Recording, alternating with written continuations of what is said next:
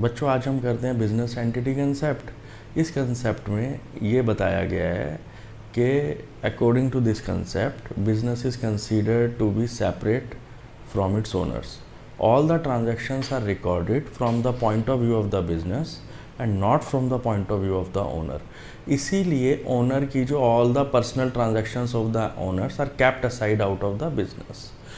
Even though is owner is considered to be the one of the creditor up to the amount invested into the business.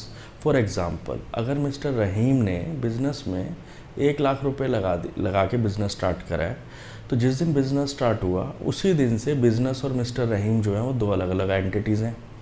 अब जो और mister रहीम को क्या माना जाएगा, creditor कहाँ तक, 1 लाख रुपए इन्वेस्ट जहाँ तक उन्होंने करा है वहाँ तक। इसके बदले मिस्टर रहीम को क्या मिलेगा, इंटरेस्ट ऑन कैपिटल।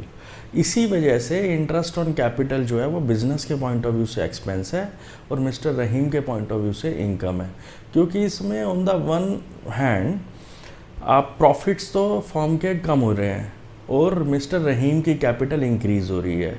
पहली तो इसकी एप्लीकेशन कंसेप्ट की है। दूसरी ये कि अगर मान लीजिए मिस्टर रहीम 3 अलग अलग बिज़नेस करते हैं, तो अगर ये उसमें से जो फर्स्ट बिज़नेस में उन्होंने 1 लाख रुपए लगाए हैं, तो फर्स्ट बिज़नेस के लिए ही, फर्स्ट बिज़नेस का हिसाब के लिए ही वो दोनों अलग अलग लोग हैं। इसी तरह से अगर मान लीजिए जितने भी गुड्स मिस्टर रहीम निकाल के बिज़नेस से ले जाएंगे या जो पैसा मिस्टर रहीम बिज़नेस से निकालेंगे, उस अमाउंट को बोलेंगे ड्राइंग्स, उस अमाउंट को बोलेंगे ड्राइंग्स। तो उस पर बिज़नेस जो है इंटरेस्ट ऑन ड्राइंग्स भी चार्ज कर सकता है। तो इंटरेस्ट ऑन ड्राइंग इसीलिए बिज़नेस के लिए इनकम है, मिस्टर रहीम के लिए एक्सपेंस है। ये कंसेप्ट जो है हर तरह के बिज़नेस पे अप्लाई होता है, प्रोप्राइटरशिप बिज़नेस पे, पार्टनरशिप बिज़नेस पे, इवन कंपनीज एट एक्स्ट्रा पे भी। ओके, ठीक है।